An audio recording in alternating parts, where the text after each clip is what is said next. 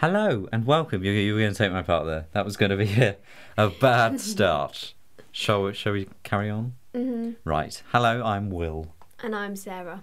Yes. Think of me as the brains of the outfit and Sarah as the pretty, the radio face. Right.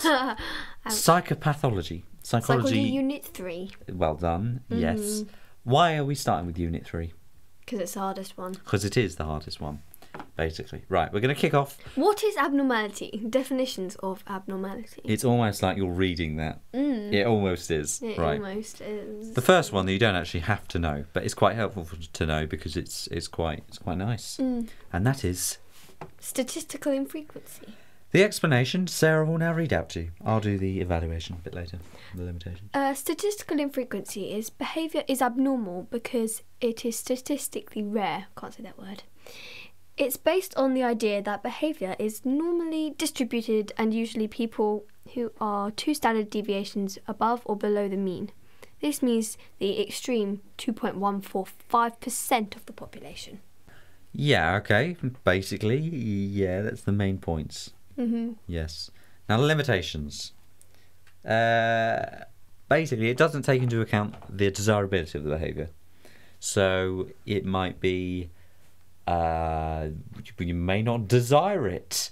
Can't think of an example there, can you? I can't think of any example.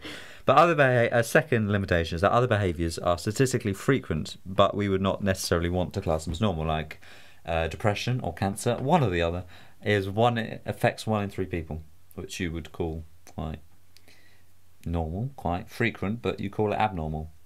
I know I just contradicted myself, but you know what I mean. Next, inaccuracy of statistical data, which basically is talking about it depends how accurate your statistical data is for the population, because there is many reasons why it may be inaccurate, because females are more likely to consult their doctor about an anxiety problem, whereas males are more likely to bottle it up, apparently. For example, let's do a little mini experiment. Sarah, if you had a embarrassing problem, like you were bipolar, would you tell your doctor? Doctor. No. I wasn't going for a role play there. I was going for William, would you? William, would you? No. See? That's proved the point. I was getting excited for that role play there. Right. Okay. Sounds a bit dirty, but I didn't mean it like that. Please stop. Please stop. Cultural relativism. I can't say that word. Cultural relativism is the last limitation, which basically explains that depending on what culture you are or what age you are, you'd class different things as abnormal, and because different cultures have different ideas and so different moral stuff. Yeah, I know it don't make sense, but I'm not really meant to. And the next explanation, or next definition of abnormality is, of course, a deviation from social norms. Why did you write A deviation? I thought it was just deviation from social norms. Again, you're wasting time. I'm very sorry. A deviation from social norms. Society sort of has its own rules about what it considers acceptable and And behaviour is abnormal if it deviates from some notion of what society considers proper or acceptable. An example of this is walking down the street and talking to yourself, or walking down the street naked. I don't think people will accept that. It's kind of weird.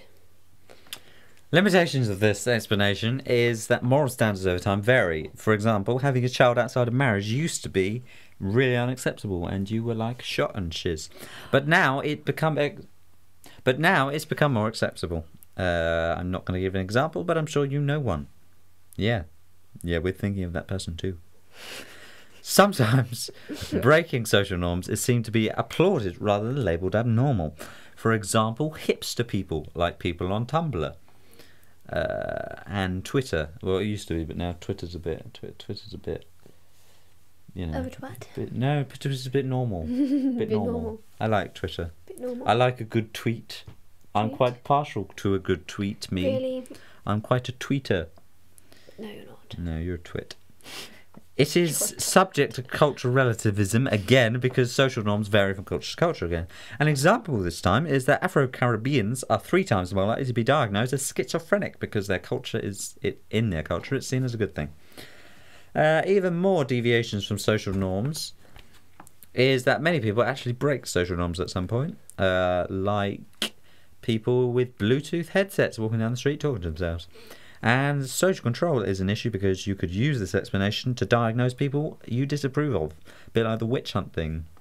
For example, Sarah, you are wearing mascara, and men don't wear mascara, and there are a lot of men, and therefore you are abnormal for wearing mascara, and I'm going to put you in prison. No. Okay. An example they give you here is that in 19th century, when women were frequently diagnosed with moral insanity, when they were diagnosed with it when they didn't spend money on their husbands.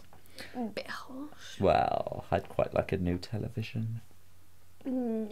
Please, can I have a new television? No. You're insane. You're insane.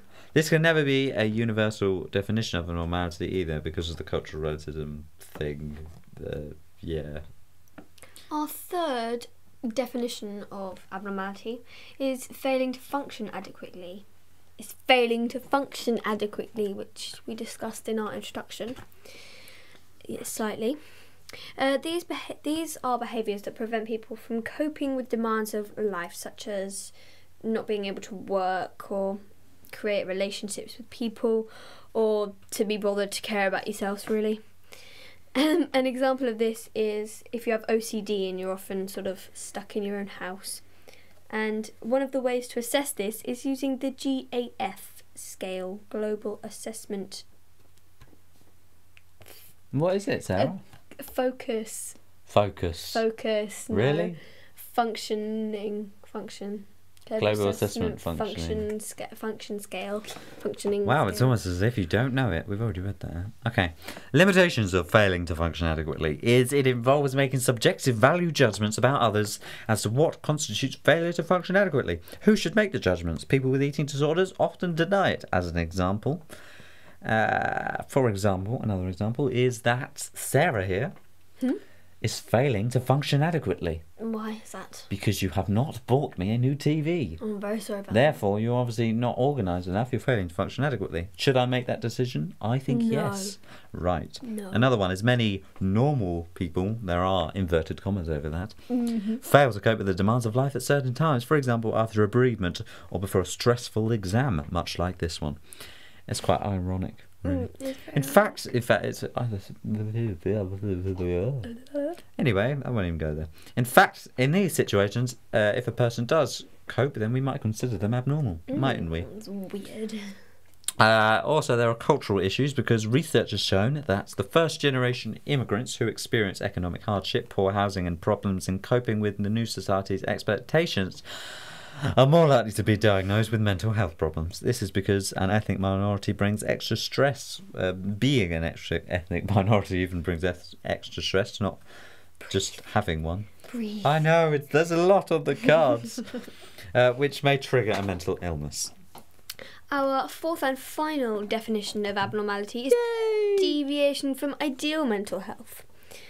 The explanation of this is this explains how abnormal behaviour deviates from the ideal of how people should behave.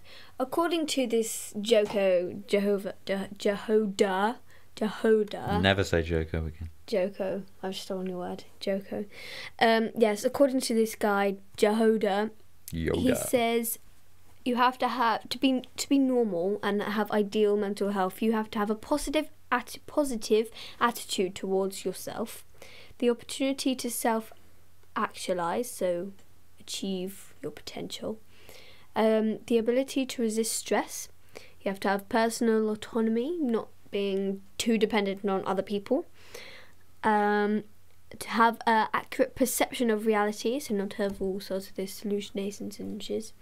And the ability to adapt to one's environment. However, like all the other ones, there are limitations, which I have been lumbered with doing because I'm a limitless person.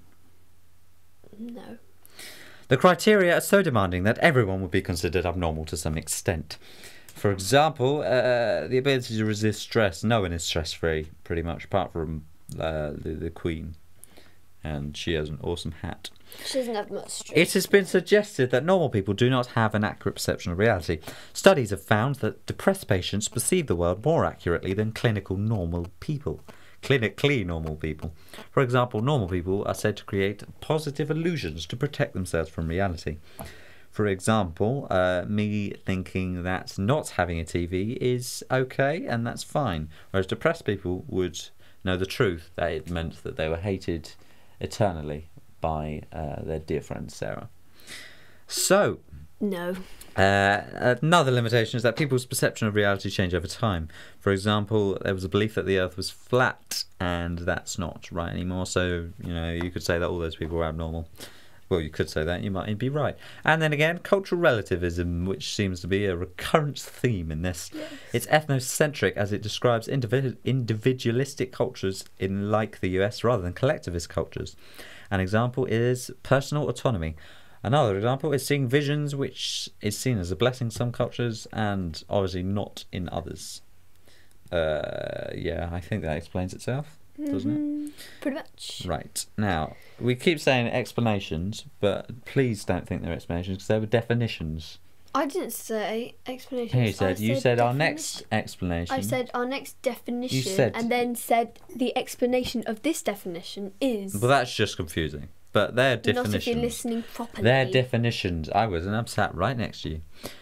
Now, explanations. Our first one, we're going to go into biological explanations. And just to be confusing, there are 4 of these. Which we will discuss in our next video podcast. Mm-hmm. This was definitions. Okay. Right? That makes sense. Okay. Yes. Thank you for listening. Bye-bye. I said bye-bye. Goodbye.